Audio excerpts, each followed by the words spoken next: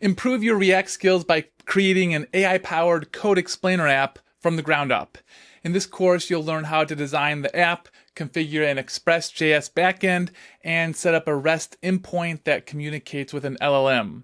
You'll then integrate everything into a sleek React 19 frontend using Vite and TailwindCSS. You'll create a fully functional tool that turns any code snippet into clear, beginner-friendly explanations. Along the way, you'll master new React 19 features like useActionState and server actions, and learn best practices for API integration. Tapas created this course. Study says that the 92% of the people fail to achieve their goals, and the majority of this 92% people feels that it is very difficult to try something out. Artificial intelligence, the AI, is everywhere and it's everything. Now, as a web developer, as a UI developer, if you think I'm far away from trying out AI, I'm far away from embracing AI because it is difficult, I think we are going towards joining those 92% out there. So what we can do about it? We can make our hands dirty. We can get started. And the first step towards getting started would be, let's try out something. Let's figure out whether things are really difficult or there are some rumors around it. So the first step we are going to take in today's video, for many of you who are still thinking how to start using AI with your web application, with your UI code, and how to make something useful, how to make something cool, at the same time start understanding how each of the layer work together. That's the reason today we are going to build something using the feature of React 19 along with the essence of artificial intelligence and build something really wonderful. So what are we building today? A smart application called CodeSplain. It can explain the programming language. It can explain your source code in plain English. That's the objective of this particular application. So here you can select the language, programming language, say JavaScript, Python, Java. You can add as many as you want. And then you paste a code snippet for that language, which you want this application to explain to you in plain English in as much as detailed possible. Now, once you hit the explain code button, it starts thinking, and after a while is going to give that output that you're looking for. Here you go. The explanation is out, and let's look into the explanation closely. What the code does step by step is going to tell you, like, let's create an array and how the things work, each of the variable, each of the iterations, each of the brackets, syntaxes, everything that is going to give an output in front of you. Isn't that amazing? So what we are using at the background, we'll be using the power of artificial intelligence, we'll be using certain LLMs, and then in the UI side, we'll be using the power of React 19, the power of React 19 forms, and few formatting libraries together to build this application. Are you up for it? Let's get started. If you want to imagine the UI in terms of diagram, it will look like this. We will have our UI over here. UI built with React 19 because that's the latest. And then we will also create a server using Express.js, and this server will help us to connect to some of the AI models which will do variety of jobs that we'll ask them to do. So if we think about the flow from the UI, we would send some requests to our server, which is built on Node.js, Express.js, and the server in turn will use certain AI models, maybe its APIs, and get some work done. After the work being done, the server will fetch the response, and the same response server might want to process further and send it back to our UI, and UI is going to render. And if you take any full stack application which is having a UI, having a backend, having a database, I'm sure at a high level you will be drawing things like this, what I have drawn. Now here, instead of a database, we are utilizing a service, and the service is nothing but related to AI and its model, right? So that's what we're going to do. So far things are exactly similar or mostly similar to the things that you have been doing already. Not much rocket science, right?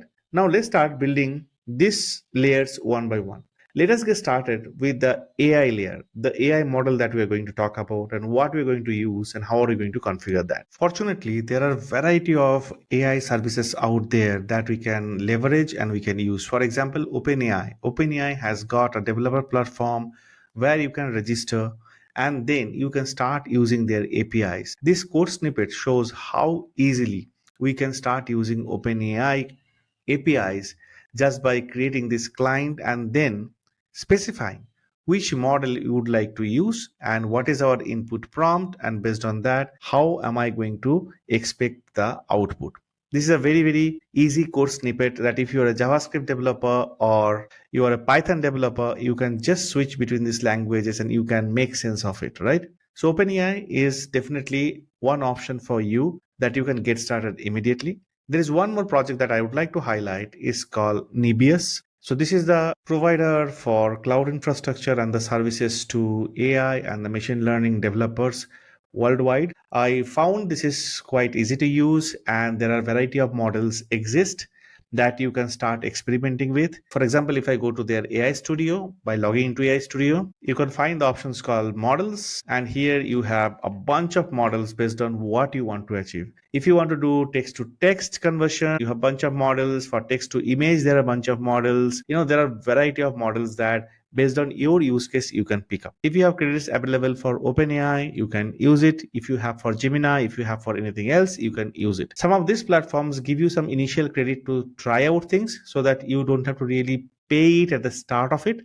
But eventually, the more you use it, more you would like to dive into it. You might have to pay some bucks, maybe $8 to $10 to recharge the account, and that will really go for a longer period of time for you to experiment it out. So if you are really keen to enjoy learning this, doing something about it, I think it's worth spending that amount of money if you can, so that you can start using these APIs and start building something really solid based on the use case that you have in your hand. So today I'm going to show you one of the use case using one of this model, which is based on the text to text model. Maybe I'll pick up this one alone. That's all about it. So I'm going to get into understanding how to utilize this particular model and its APIs in my code. For that, if I just scroll down and click on this particular sign for the code, it gives me the code. You see, it gives me the code for Python, it gives me the code for Curl, it gives me the code for JavaScript. Now, what I'm interested in the JavaScript code, because just now I told that my middle layer is nothing but a server which we'll be building using Express.js. So that's JavaScript, right? So if I want to consume some API from any of the AI model, it has to be JavaScript. That's the reason from here I'll be picking up the JavaScript equivalent. If you're using OpenAI, you'll be doing the same thing. You'll be picking up a JavaScript equivalent. And then I'll be following the specification that is provided by this model or this particular platform that I need to follow. For example, I have to create a client over here if I'm using this. And for client, I need an API key. So I have to generate an API key. I'm going to show you how to do that. And then the base URL for the model to access. And once I have the client, then I can actually specify the model that I want to use. In this case, this is the model GPT-OSS 120B I'm going to use.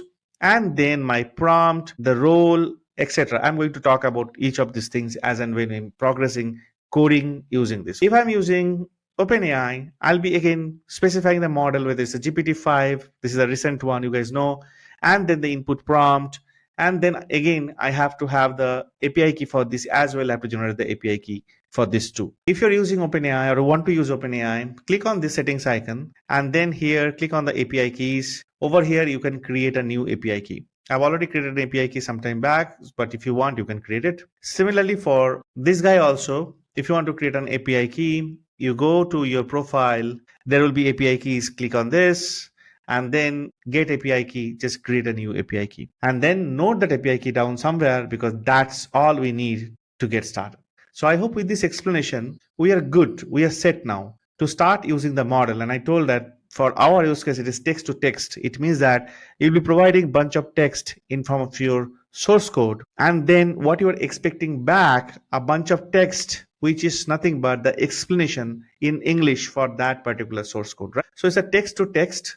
So the model that I can pick up any of them, I'm just picking up this one, GPT OSS 120B. You can pick up any other that you wish to. After understanding this, the next thing would be creating our Express server that will talk to this model using the API and get things moving. Let's start creating the server.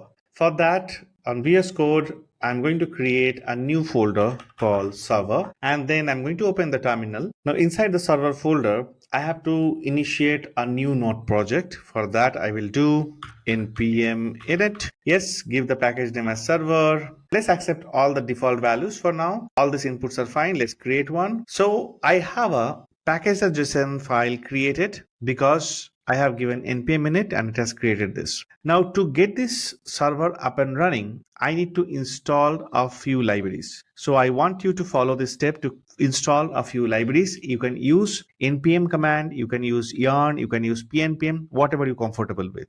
I use yarn, so I'll be starting with yarn. So I'll say yarn add, and then I list down the package name that I want to install. So the first one I'm installing is Express. Then I'll be installing something called cars. I need .env because I need the support of env variable, the environment variables. Yes. Then install a package called helmet. I'm going to explain what it does in case you are not aware. And let's use this package called express rate limit. In case you are going to host it somewhere, publicly, you might want to do some kind of rate limiting, because each of the call that you're ultimately be making into your LLM AI side of things, you have to pay certain cost, right? Because I spoke about recharging it, topping it up every time based on your usages, you have to provide that money. Hence, you have to make sure that the rate limiting is there.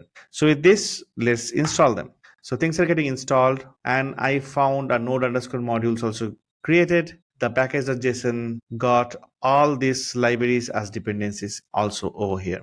Great.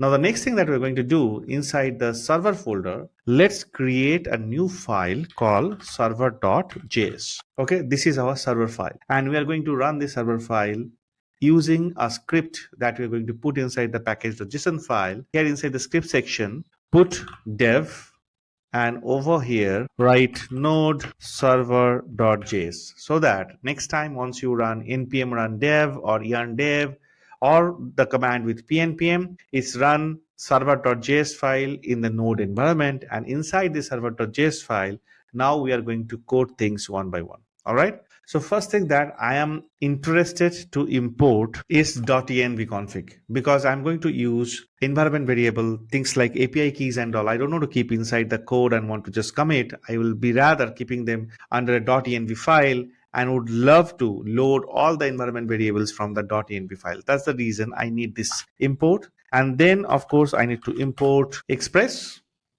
I've installed just now. Import cars, because we want to take care of cross origin resource sharing, the policies and everything.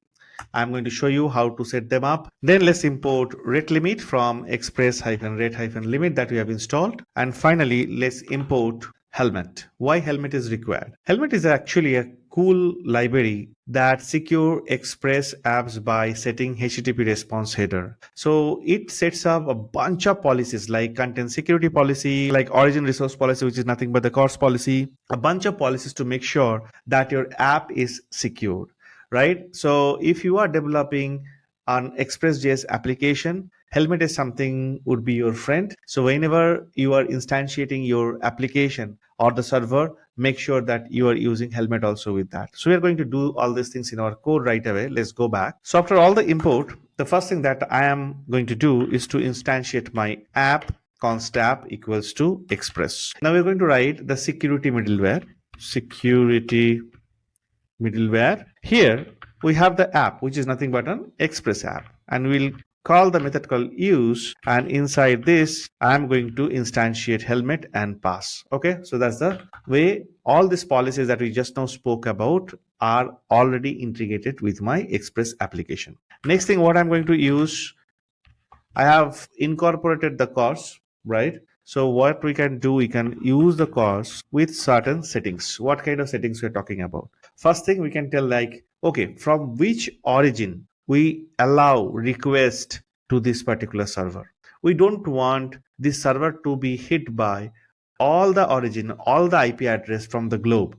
Rather, we want to restrict that if my UI is hosted on a particular domain, only from that domain, I am going to provide access to the server, so that underlying the API, the AI LLM APIs also can be accessed only from my UI domain. Can I do that? Yes, that's the exact thing I can do by setting up the CORS origin policy. So do that using the origin property. Over here, you can say, okay, allow my front-end URL. If the front-end URL is not there, it looks like that I am running on localhost, because I am just now developing, and my localhost could be running on 3000, for example. allow only this. Now, from where this process.env.frontend URL is coming from?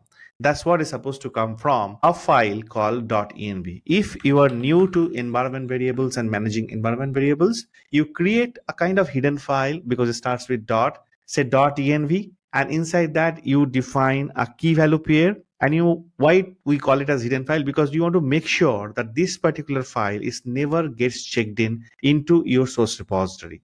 So that's the reason I'll be also creating a git ignore, and inside that the first thing that I'm going to do is .env, specifying it so that by mistake also I am not going to check in, commit, push this particular env file where I'm going to have a bunch of details which could be sensitive. For example, I want to define my front-end URL. Let's say it's running from localhost 5173 because I'm going to create a React application in a while using Vite, and Vite by default run it on 5173. So I'm saying that front-end URL is going to be HTTP localhost 5173. Now, once I deploy my front-end on Vercel, Netlify, Render, AWS, Azure, I'll be getting certain public IPs, right, or public URL. Then I can come and specify that public URL over here, which will tell my server that this particular server can be accessible only from my public URL, right? So this is what I'm specifying over here. Along with that, let us provide another options called credentials. Making credentials is true. So helmet is done. Cost setting is done. I think the last thing that we'll be doing about the rate limit setting. So for that also do app.use, and we need a limiter. So we have to create a limiter. Let's create a limiter first. Const limiter equals to, we have import and rate limit, right? So we'll take rate limit and we'll configure the rate limit now. So first, let's create a window in millisecond. The property for that is window ms. Here, I am going to give a 15 minutes of window. So 15 into 60 into 1000. So this is a 15 minutes of window. Within this 15 minutes window, X of, let's say 100, it means I'm limiting each IP to send maximum of 100 requests within this 15 minutes of window. And if it exceeds, that also you have to take care. So in that case, we will have something called a message request from this IP. Please try again after some time. If you try to access GitHub APIs, for example, too many times, you will have this rate limit, right? After some time, you won't be able to access the APIs anymore because there is a rate limit provided over there. This is how you do it. Now I have a limiter, so I'm going to take this limiter and simply passing over here. That's it. My limiter is also set. So along with rate limiter, I can also do like what is the data size that I want to limit to. For example, I can do things like this, that I limit it to 10 MB maximum. Beyond that, is going to throw out the error. So the idea over here to show you that how easy it is to create an Express server, and then you create a bunch of middleware using the use method of it, and then you pass whatever you want to configure. We have done with helmet, we have done with cost, we have done with the rate limiter, we have also done with the size of the body that we will be dealing with, or the responses that we'll be dealing with. Now, after doing all this, I think we are set to start using the LLM and the power of it, using the API keys that we just now spoke about, and then start writing the logic in the server side. But one thing over here, this is an Express server. So finally, what will be the outcome of it? The outcome of it will be a bunch of API endpoints. Now, if you're familiar with REST endpoints already, I have created a video explaining what is an API, what is REST API, what is GraphQL, and etc. You can check it out. If you're already familiar with REST APIs, you know that by REST standards, there will be endpoints, and each of the endpoint would point to one of the resources that your server is managing or handling. Now, the management and the handling of the resources come from the fact that either you will be creating a resource, you will be reading it, or you will be updating it, or you'll be deleting it, a bunch of operation that you can do. The CRUD operation, that's what we say. Now, a tool, a framework called Express enable you to create those endpoints. So what I'm going to do next, I'm going to create an endpoint called explain code. So if someone hit this endpoint, says /API/explain code, passing certain information while hitting this API on my server, they are going to get back the response from that particular API, which will be the English formatted text of the source code that they will be passing while calling that API, right? So now to create that is very, very easy. You have to first determine, okay, using the Express server, which is my app, because I have done app equals to Express over here, what kind of method we are talking about? It has get, post, put, delete, all these kind of methods are there. What kind of method we are talking about? Don't you think we are talking about the post method? Because post is the method through which you can pass certain payload, certain information from your client to the server. Now, if you remember the UI that I have showed you in the beginning, you were able to select a language, whether it is JavaScript, Java, or Python, and then you were able to paste a source code. Then you were able to click on a button, and then you will be sending a bunch of information to the server side. Now, from the client side, you have to send a bunch of information to the server side for processing. That means the method that you will be inclined to use is the post method. And once you do app.post, you have to pass a few things. First thing is the URL. The URL means the API URL. The API URL, what you want to do is should be constructed by yourself. For example, I want to create an API URL, say /API /explain-code.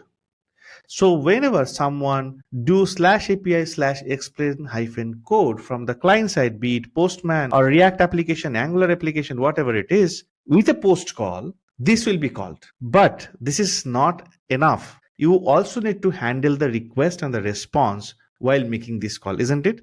So for that purpose, I have to do a request and a response handling mechanism over here. This is a pure callback function. So this callback will be called whenever somebody is hitting this particular endpoint using this method, so that I can get the request and I can see what is there inside the request. And from the request, I can extract out information and I can do whatever I want to do with that. And once that piece is done, I can form a response and then I can return back. So the caller of this particular endpoint using this method can get back something after I process the request over here. You're understanding? So far, we are in the box of the server side alone, but still we are able to visualize that when some requests come from the client, I am now having the ability to do something over here, build a response and send it back to the client. What am I going to do? In this case, probably I'm going to call something on my LLM, because LLM also gives me an API. And then I want to do some processing based on what I get out of request and then send back the response.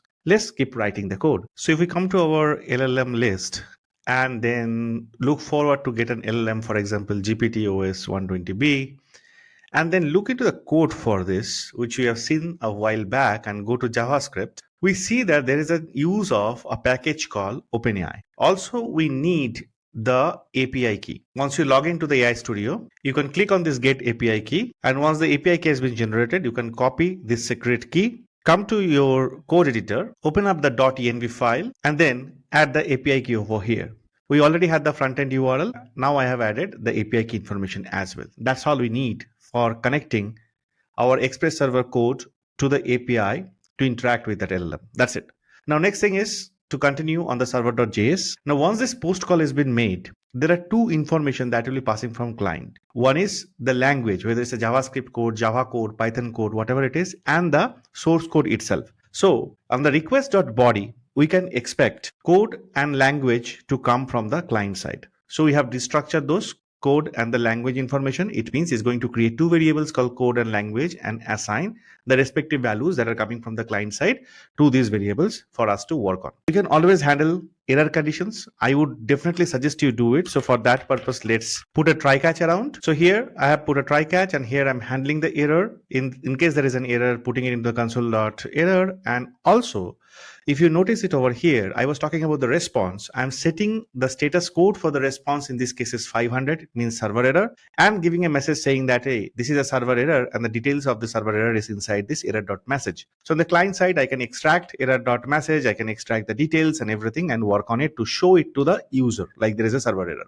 in case it happens. All right, so after getting the code and language, there are few basic validations that I would suggest that we have. For example, if user has not passed the source code itself, then I can say that the source code is mandatory, right? So I can again return a status code of 400 and then of course, more information about the error saying that code is required. So if someone is missing to pass the code, I'll be able to send this status code and the error message so that again it can be handled in the UI. Now it's all about executing this code, guys. So I have to create a client, and for that I need the OpenAI package, and then I have to construct a message. I have to tell which model I'm going to use, and that's it. Once I make this create call, an asynchronous call is going to happen. I have to handle the promise to get the response, and that I have to send it back to my client side. So first thing first, let's install OpenAI. This is the OpenAI TypeScript and JavaScript API library. You can do npm install OpenAI or yarn add OpenAI. Let me do that. I'll go back to my command prompt, and over here I'll do yarn add OpenAI. Is getting installed. Awesome. It's got installed. In the package.json also I can see OpenAI is here. Excellent. So I'll go back to server.js, and in my import section, let me import OpenAI from OpenAI. First, I need to construct this client. So let me just copy paste this code. Go to VS Code, and over here, I'll paste it out.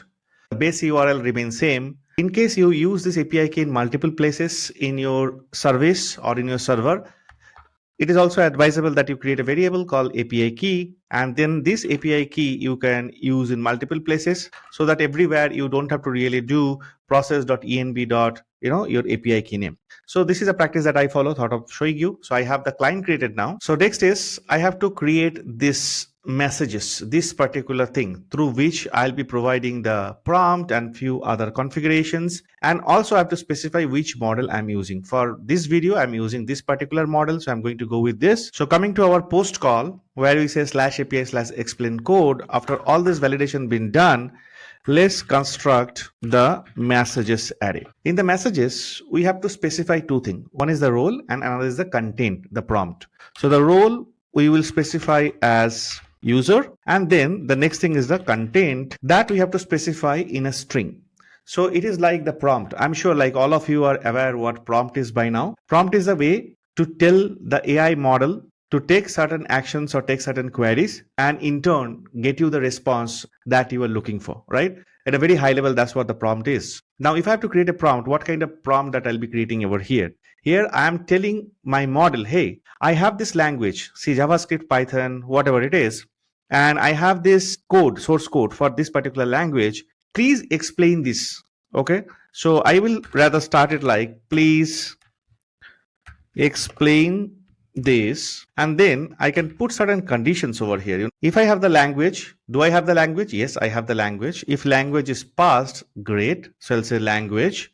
In case language is not passed, let's take an empty string. So I'm saying, please explain this JavaScript, Java, Python, or if it is not passed, if it is undefined, then please explain this, and then there is an empty string. And after that, I'm going to end this prompt saying code in simple terms, then colon, and then if you are giving some code, you usually give it the backticks, and then type JS, Python, whatever it is like. So let's give some backticks with escape, and then I am going to put the language information over here, say language.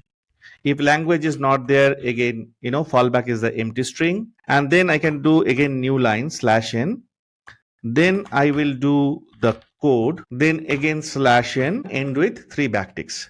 So what it may look like, if you pass a language, say JavaScript, and there is a code, JavaScript snippet, it would look like this 3 backticks, JS, then the next line, here it will be like const x equals to 23, and then you have this backtick ends, right? This is how we provide the code snippet, right? This is the exact thing I'm constructing over here, but in terms of string. If the language is applied, and let's say language is JavaScript, then it will be like, please explain this JavaScript code in simple term, then new line, here it will be JavaScript, and then the code over here, and then it ends with a backtick in the next line. If the language is missing, then this won't be there, and the prompt will be, please explain this code in simple terms, then the code alone will be there. So both the scenarios we have handled. I hope you got this one. So that's how the messages look like.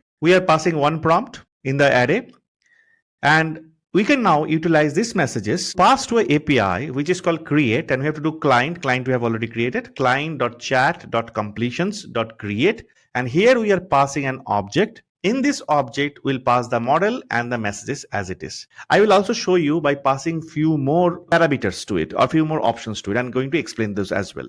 So let's go back to code. So right after this, we are going to say const response equals to, this is an asynchronous call, so starts with await. The API that we'll be calling is client.chat.completion.create, passing certain options and ending the parenthesis. Now, what are the options that we're going to pass one by one? The first is to talk about the model, right? So the model we have told again and again that this is the model we are using for this video. Then we have to pass the messages. I can just take the messages, pass over here.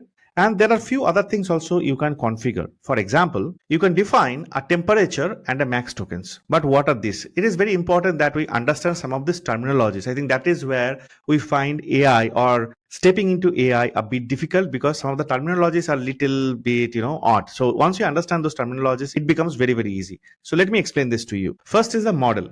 What it is? Model is something that tells the API which AI brain to use. Which AI brain we are using in this case. We are using GPT-OSS 120B. This is the one that we are using. A specific large language model, which is nothing but the LLM. Now, different models will have different capability, different speed, and different kind of cost. Next is the temperature. Let's talk about the temperature, because messages is what we have already discussed. That's a prompt, user given prompt.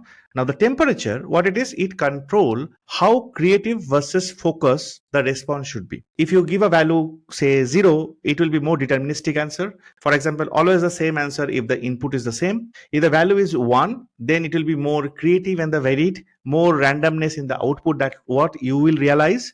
And if it is 2, then it will be like more wild and unpredictable. So we don't usually use 2 in production. So temperature 0.3 means it is like between 0 to 1. So you want it to be deterministic, at the same time a little bit creative and little bit varied every time you ask the answer. But in most of the cases, it will be deterministic, because you would like to get the similar kind of response or the explanation for the similar kind of code snippet. The last part is the max tokens. Max tokens determine or limits the length of your response. A token is roughly about 4 characters or say 0.75 words. Depends on the language, of course. I'm just talking very, very high level.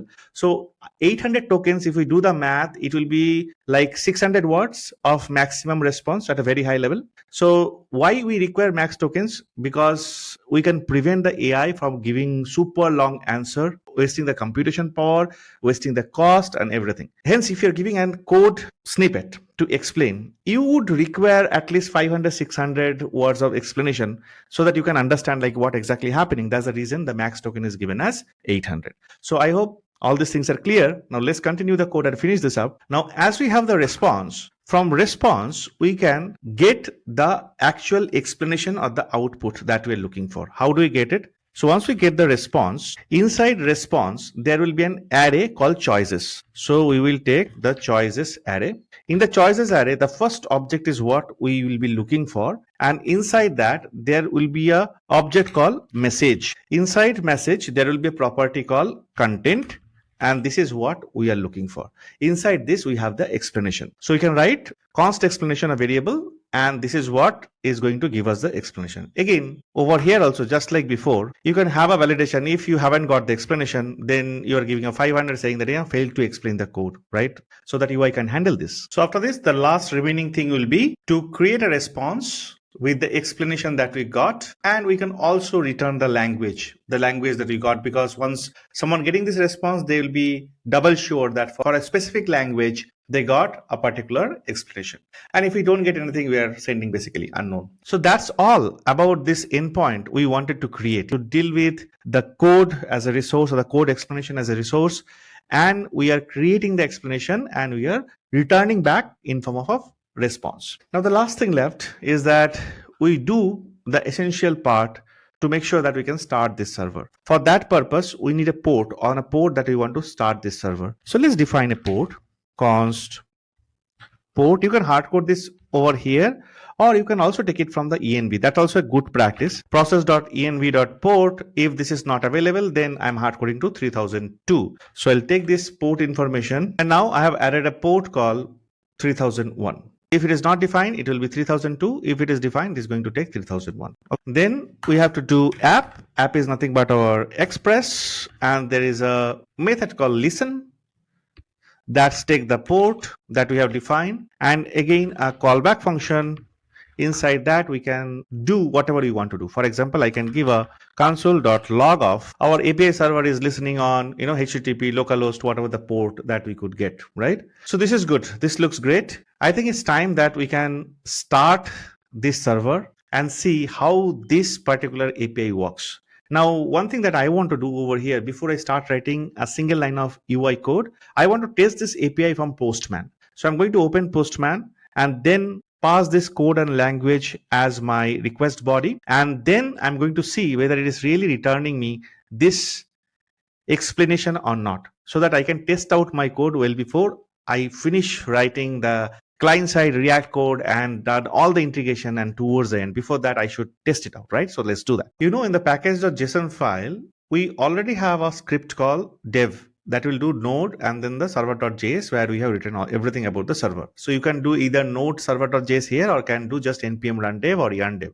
Also, another thing I want to point out, make sure that your package.json is having the type called module, because we have used it like a module, and hence we have used a lot of import commands. If it is not module, you have to use require. Just for your information, I have already created a video explaining what is the difference between module, what is the difference between require, and then the common JS and everything, and when to use what. You can take a look into it for more deeper understanding of these things. But for this one, please use type as a module in case your package.json is missing that. All right, so coming to this command prompt, let's do yarn dev, and now my server is listening on the port 3001 because 3001 is available for me. The next thing I would do, I'll bring my Postman. So this is the Postman. Here I have created a collection for AI because I've been testing a bunch of things recently to create videos. So one of the things that we are doing today is called explain code. By the way, stay till the end. I'm also going to explain to you how to do this, summarizing a paragraph, initiating a chat message, or how to write a write assistant so that you can create a React project using this as a backend. All are easy once you understand this. So stay till the end. Now I go to explain code. So for this, it will be a post call, and we are running on 3001 API explain code. And we have to go to body and we have to pass certain parameter, isn't it? So for that purpose, I'll go to raw data and select JSON as a format. And here I'll be passing the JSON, where I'll be passing the language information and the code information. So my payload looks like this. Language is JavaScript, and code is a function called greet, takes a parameter called name, and then just does a return hello, this particular name. And then there is a console.log, and I'm saying greet tapas. That's it. Simple thing. Now, if I execute this code, what I'm expecting an explanation, because /API/explain-code is the API service written by me that is internally calling the API on that LLM and passing this information the way that it is requiring for creating a prompt and giving me the response. All right.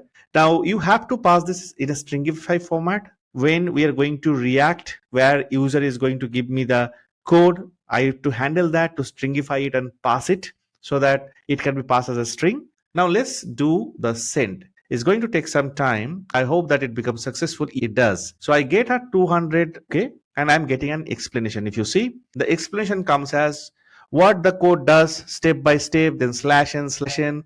Look like some kind of MDX format over here of a table, and then it explains this code. Inside the function, it builds a text string, blah, blah, blah. Awesome, right? And it also returns me like which language that I have passed, a JavaScript language, and that is what is responding to me. So it means my API is working now. As my API is working now, I can now think about my React code, isn't it? Let's build the React code, and this is where I am going to introduce you a lot of concept about React 19, especially the form handling, along with consuming this particular API and handling its response. Let's do that. To start with the React part, we are going to use an existing repository to bootstrap our project. And this is Vite based, TailwindCSS based. So everything is configured. We're just going to bootstrap using it. So for that, I have a repository on my organization, GitHub Etapus. There I'll go inside repositories. And here it is called Code in React 19. You go inside that. And then once you scroll down, you have this command. Just copy this one, clicking here. Go back to VS Code or the editor that you're using. And at the root of it, make sure that you're not inside the server folder that we have created before. Just come out one level above and then paste it. Change this project name with something that you feel like. For example, I give it as code explain. It sounds like code explain, and then do an enter. It cloned this entire repository code in React 19 inside this folder you see over here. So I have this entire code base coming over here. Now I will do a CD of my new folder code explain. First thing I'm going to do an yarn install. So it's going to install the node modules and everything. Excellent. And then I'm going to do an yarn dev so that initial UI start running. The initial UI is a localhost 5173 running using Vite. So if I go to browser now, open up another tab and do localhost 5173, I see the initial version of my application is running basically. But we don't need any of this, right? So we're going to delete and start putting our own code bases, start putting our own components one by one. Let's start doing that. So inside SRC, you will find something called app.jsx. So coming to app.jsx, I have all this code over here. I'm going to delete them all together. Okay. And inside SRC, I'm going to create a folder called components. And inside components, let's create one component called codeentry.jsx. And let me create this component once quick. So I have created a component called codeentry, and it has a div for now, and I'm exporting from here, going to app.jsx file. Let me just import codeentry, and over here, let me just return codeentry. That's all, right? So if I go to the UI right now, it just says codeentry. Fair enough for me because that's the only portion of code I have written inside codeentry. I forgot to show you one thing. If I go to the package.json file of this React side of thing, I will see the dependencies are added as React 19.1, React.19.1, and you also see the TailwindCSS 4 is what I'm using. Excellent.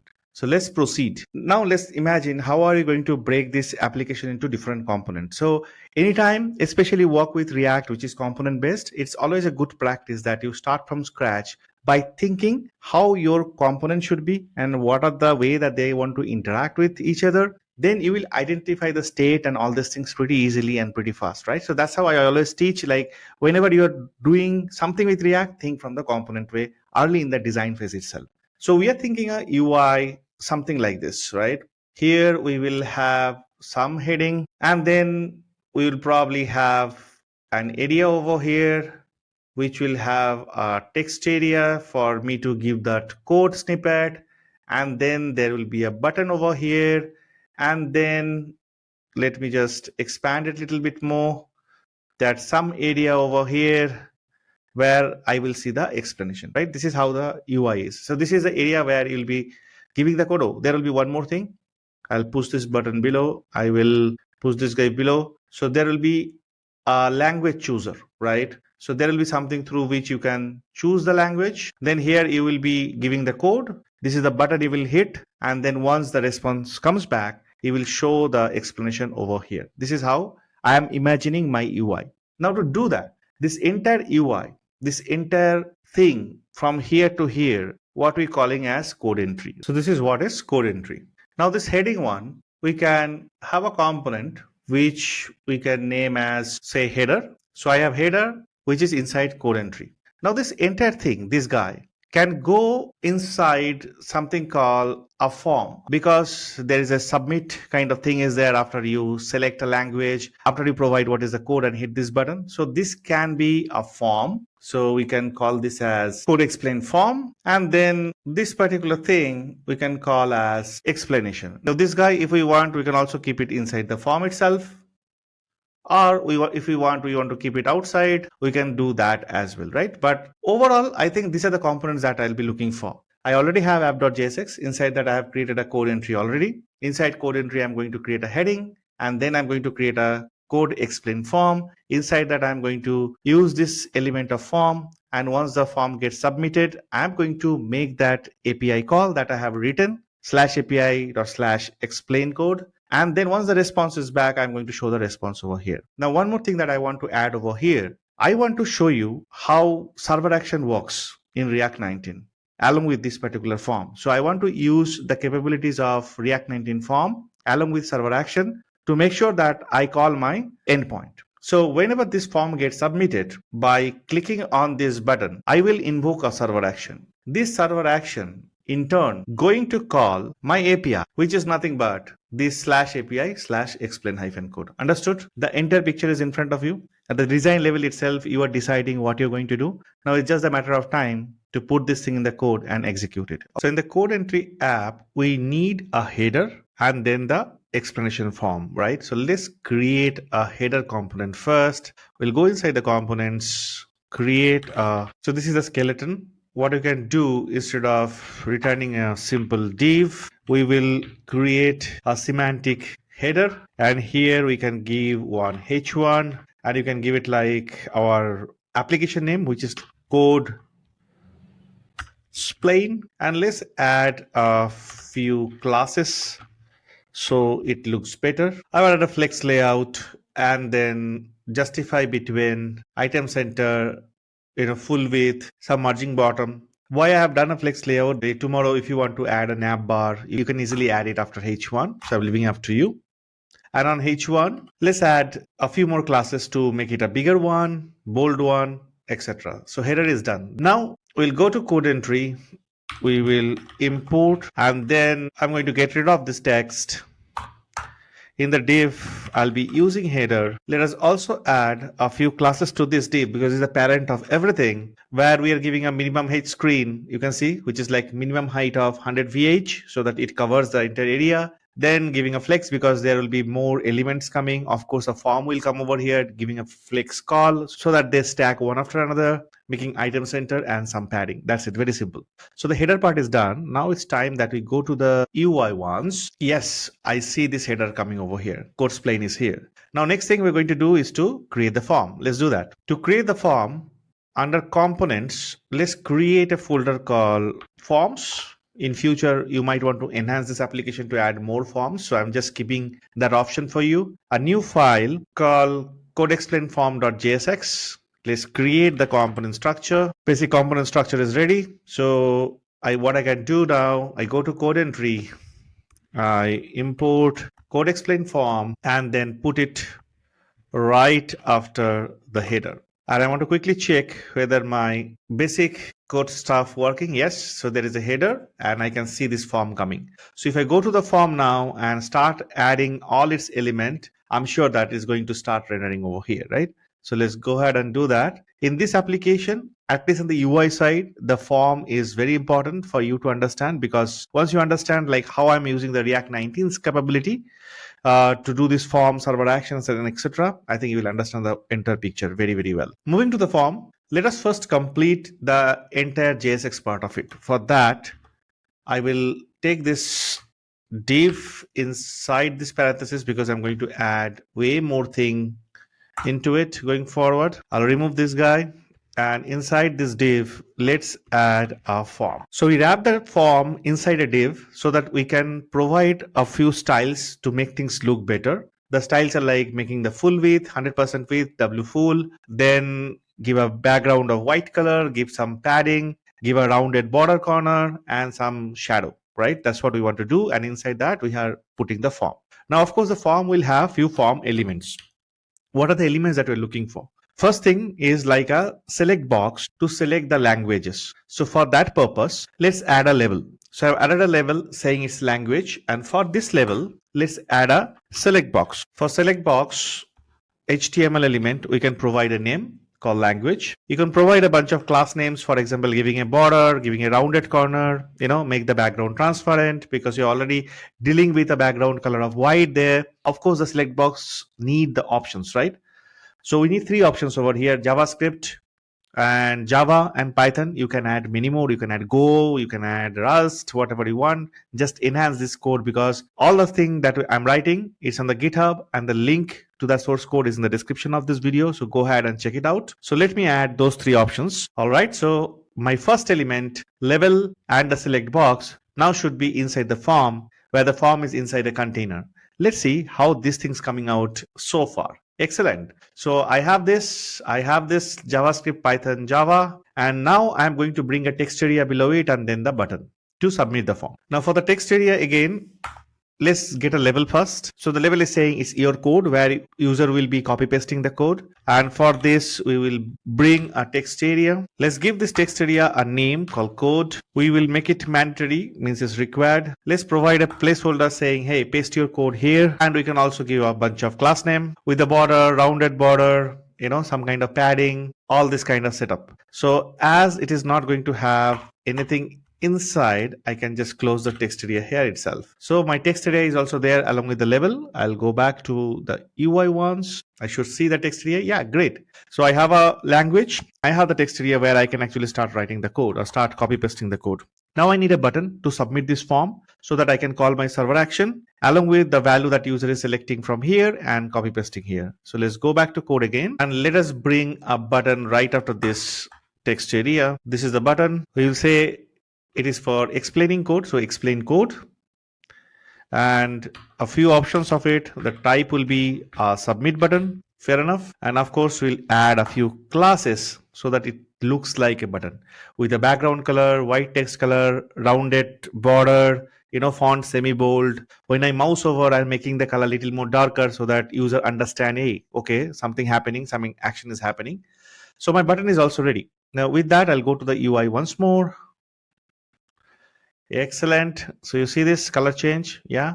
Now it's time that we start doing something about the form submission. Now for submitting the form, there are multiple ways that you can do. We can handle this form. For example, we can have an onSubmit method. OnSubmit method will be called, and inside the onSubmit method, we can have a fetch API. And using the fetch API, we can actually call our REST endpoint. That's a very usual practice in React that we do. But as we are using React 19, we should be leveraging the concepts of React 19 to make sure that the code we write is minimal and it is more controlled and more constructive, so that if in case of future enhancements or any kind of bug fixing, it is much easy for us to handle. So let's do that. For that purpose, we are going to use a hook call useActionState. So let me import a hook called useActionState. Now, if you're following my channel, you know that I have already created useActionState video. I have a playlist on React 19 where each of these form hooks are explained in detail with code and project. You can go ahead and check that video to understand the thing much more depth, but I will also explain to you as and when I am proceeding with this one. Okay. So what is this useActionState hook? This hook is introduced recently to make sure that you handle your form based on the output of a form action and the form state. What do I mean by form state? So when you're submitting the form, something has to happen, and that something usually asynchronous in nature. For example, you are making an API call. You are making an API call, but you're unsure when that API call response will come back. It depends on your network speed, latency, and many things. But you cannot really hold the form and the user experience because some call is taking longer. At the same time, you want to tell your user, hey, something is going on. We are making this call and want to notify you some way. So you want to get a state of it, like what has been going on. And that is what we call form state, whether a call is pending, call is completed, all this thing. Previously, how we used to do it? We used to have our own state variable called is loading, is error, etc. And when you initiate a fetch call, we'll be making is loading as true. And after the call has been successful or error out, we'll do is loading is false. And then taking the is loading, we'll be doing a lot of stuff in our JSX. That's a lot of boilerplate code. We can actually get rid of all of this because useActionState is going to give us, if a particular action call is pending, what is the action that we are dealing with, and what is the form state, whether it's a success, it's an error, that you can define, you can customize and tell your form, hey, based on this state, can you please take care of my JSX in this way?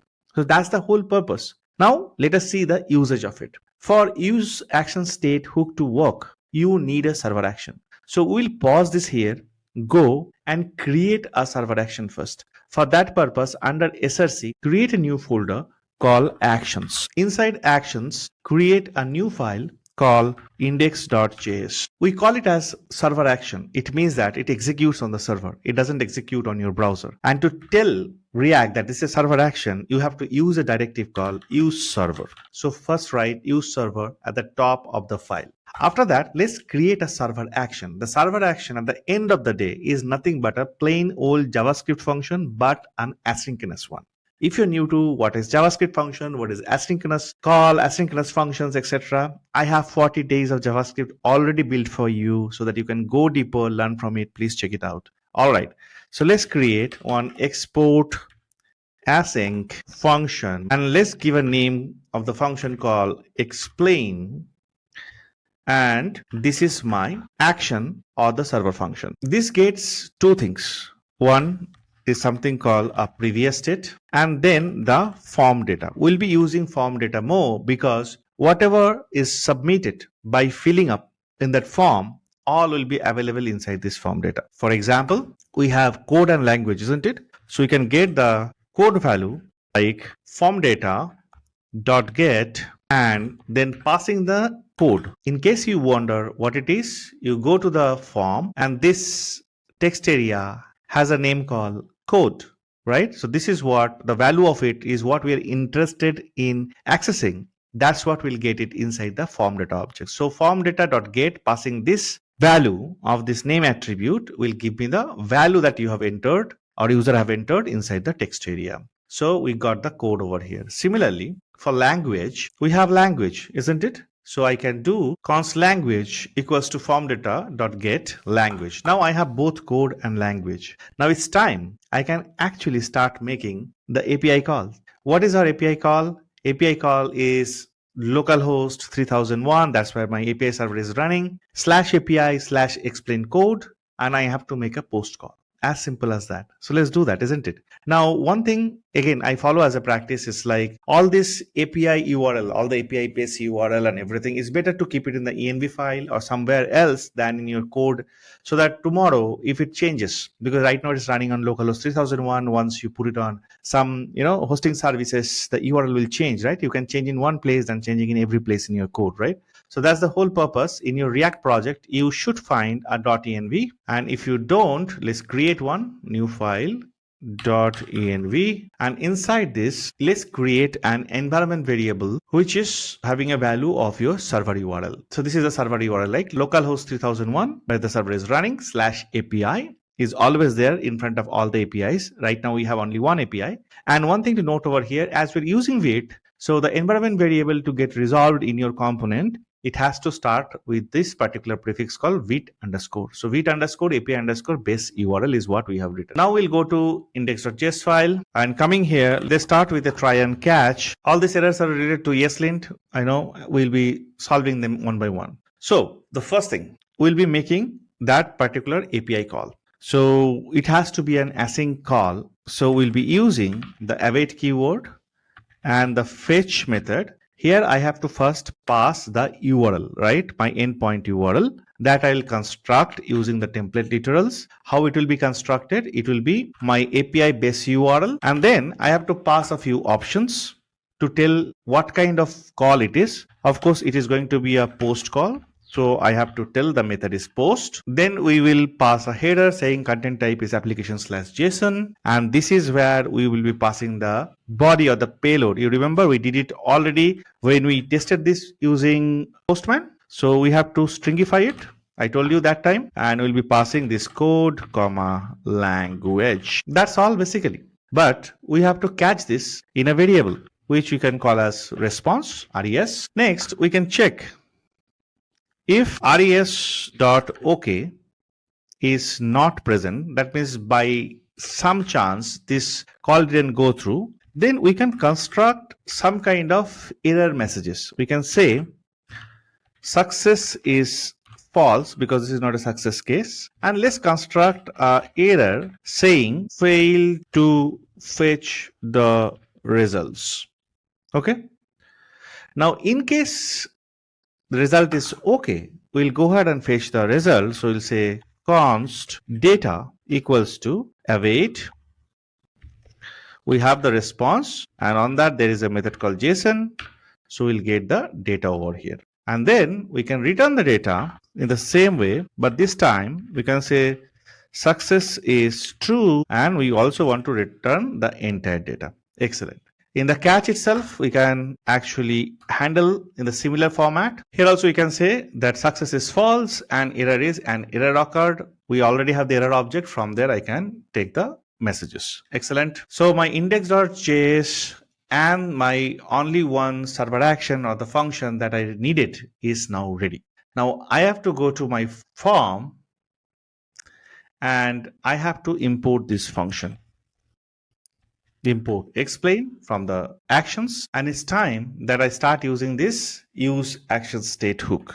Now to use that, inside your component at the top of it, use the useAction hook. What it takes as an argument, it takes a mandatory argument which is your server action and all other optional arguments. So explain is my server action. I have passed it. What it returns, this is what is more important and to know. It returns something called a form state. Interesting, right?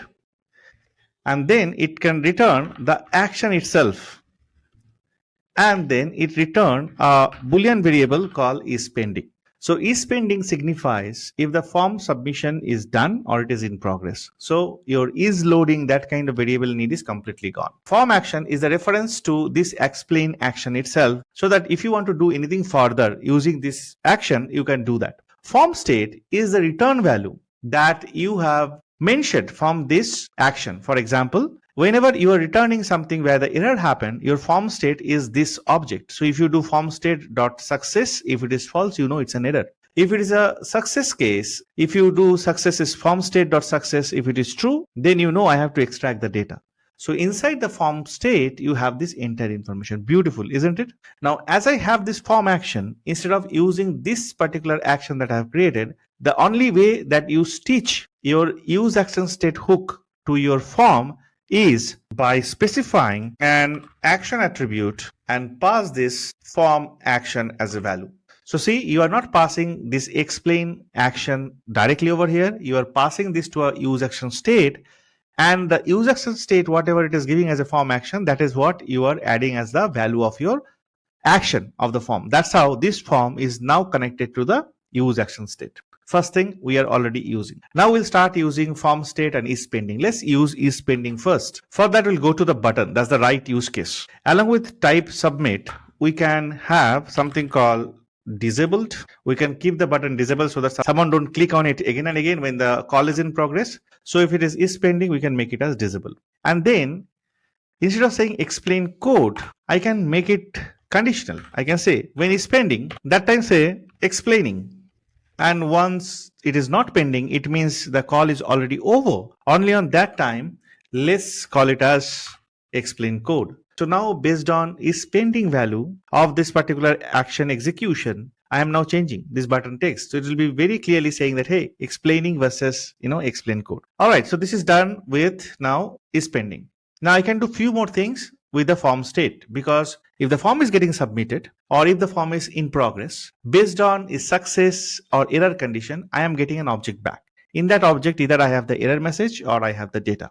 So it's very powerful, isn't it? So I can take this form state and make use of it. So let's go to the bottom where the form ends, and over here I can say if is pending, I want to give a message, okay, something is going on, because users should know some of this, model execution may take certain time based on what kind of plan you have and what kind of input you have given, what kind of output you are expecting. It might take some time. So we can say when it is thinking, like what is this code, AI is thinking, not yet responded, we can say AI is thinking, correct? Some kind of message we can give. So over here, if it is pending state, we can say it is thinking, and we have put it inside a p tag. Fine, fair enough, and given some kind of styling to it. You understand that. Now, if it is not pending, but it's a success scenario, in that case, we can get the data, and inside the data, we have something called explanation. That is what we are sending as a response, if you remember, and we can show that explanation. So now I can do, if it is a success case, in that case, I can show that entire explanation that I'm getting from the response over here. For this purpose, let's assume that we will create a component called code explanation. Okay, we have not created it yet, but we will create it, called code explanation. And we will have a props for that called explanation. And in this props, we will pass this form state data. In that there is a data dot explanation. Okay, let's assume it is not there yet, but we will be creating it soon. Now in other case, when the form state dot success is false, that means it's an error case, correct? So in that case, we are already setting up something called error with the error messages you can see over here. So fun will be coming to the form. I can say if the form state dot success is false, then let's imagine there will be another component will be creating called error. In that we can pass this error as a props with the form state dot error. Simple. Why form state is getting error? Okay, I missed a T. My bad. So now form state is fine. Now we'll be getting two error for code explanation and error components because we have not created them. Let's create them. Simple component code explanation where the explanation will be passed, and then the error component where the error will be passed. So these two things we can show. Let's go ahead inside src components, right click, new file, code explanation.jsx, a simple code explanation component. Let's keep it this way. Let's remove this guy. Let's add some class to this div, so that it looks beautiful. It has a different section kind of look. You can read it like I'm again giving 100% width, some margin top, a gray background because my main background is white. It will look a little bit different than that. A bit of padding, rounded corner, and some kind of shadow, right? And inside that, I can put a H2 saying that this is the explanation of your code. And here I can put a P tag. And if you remember in the explanation, we wanted a prop called explanation through which the explanation is coming inside. And over here, I'm just printing it. That this much is enough. Subclasses for H2 I can put so that it looks little better. I think this is enough. This explanation part is enough. Now we need to create an error also, right? So let's create an error, a simple component, new file, error.jsx. Let's create error. We are expecting a props call error over here, and we can just print this error in a p tag. That's it. Let me do some formatting. Awesome. Now I'll go to my form once more because I need to import this too. So going to the form, yes, now I have imported code explanation and error both. So I think now we have stitched everything. Let me go to the UI because it's been a while I have tested anything. Things are fine. Things are looking good. Okay. I will also check if I'm running the server. So let's see that as well. Let me go to the server. No, it is not running. Let me run the server. It's running on localhost 3001. Excellent. Now let me go back to the UI once more. And let's choose JavaScript and let's select any code from the web. Okay, let's take this particular code snippet. For example, I've just copied it. And then I'll come over here and let's say this is the code, JavaScript code. I'll do explain code. I am clicking on explain code, see, saying explaining, thinking. Let's see, either it will give an error or it will give an output. Yes, I got the output. Great. Explanation, and I got this output from my AI. However, this output is not readable. Can I do something about it? Looks like this is kind of a markdown syntax. This is for bold. This is for code. So how about I use something to print this markdown in a better way? That will be great, no? Let's go back to code once more. Let's open up our command prompt and a new one. Let's go to CodeSplane and install two dependencies. First, call react-markdown so that I can actually handle the markdown, and then another plugin for it called remark-gfm. Install these two. I have to give yarn add, not just yarn. All right, let them get installed. Awesome. Now I can close this terminal and I have to come to the component where I'm showing the explanation, which is code explanation. Okay, so this is code explanation. Let me remove everything else. So here, import markdown and then the remark gfm, those two things that I have installed. And now instead of this p tag, use this markdown and define the remark plugin, pass this remark gfm.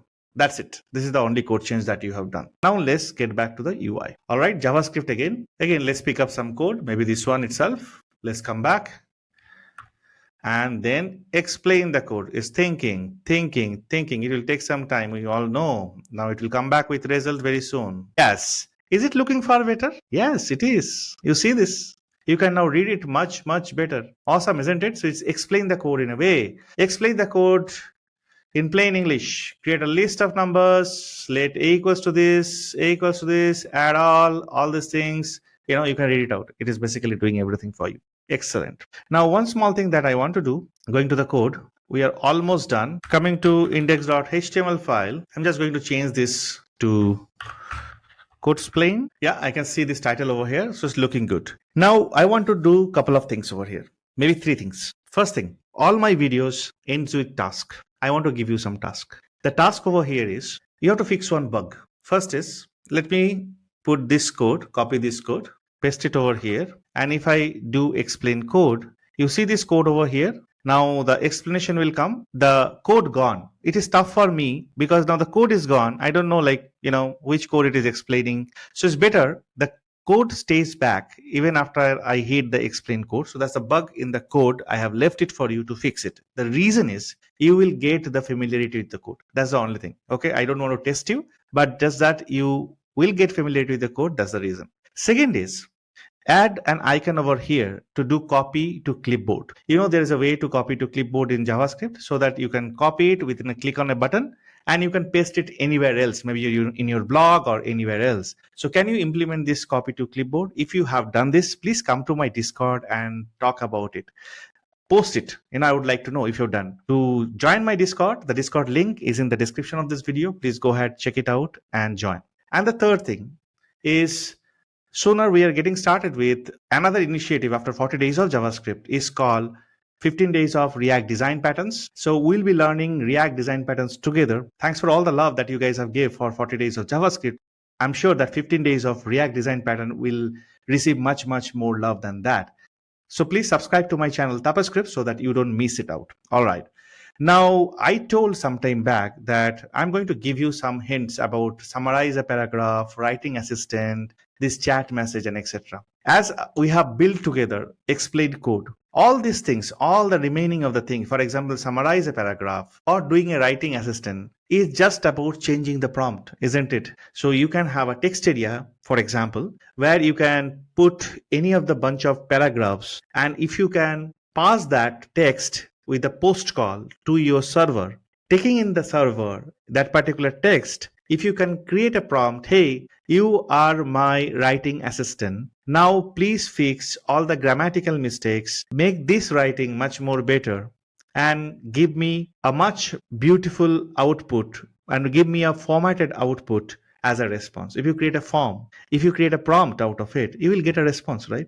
So it means whatever we have done so far in our server side, you can just leverage it. Instead of taking code and language, you will take something called writing, and taking the writing, you will form your own prompt, and that prompt you will pass it to this completion.create. You will take a model similar to mine because that also going to be text to text, and you will get a response, and the response you will be returning back the same way that I have done. It's exactly the same thing. Why don't you try out something like that? So the whole idea of this project was to give you a start. I hope you have followed me. I hope you have started coding with me. If not, again, the code is there in the description of this video. Please pick it up, start trying it out, start changing things. I'm sure you will break that shackle and you will start building along with UI, along with API, along with AI and its model to create something which is meaningful. This is just a very small example. We can extend it to any extent. I hope you will be doing it. I'm very, very curious to know if you are ready for the 15 days of React design pattern. If so, please give a comment below. Let me know how excited you are so that I also get motivated and come back to you with all those great content. Don't forget to subscribe. Stay well, stay healthy, keep learning.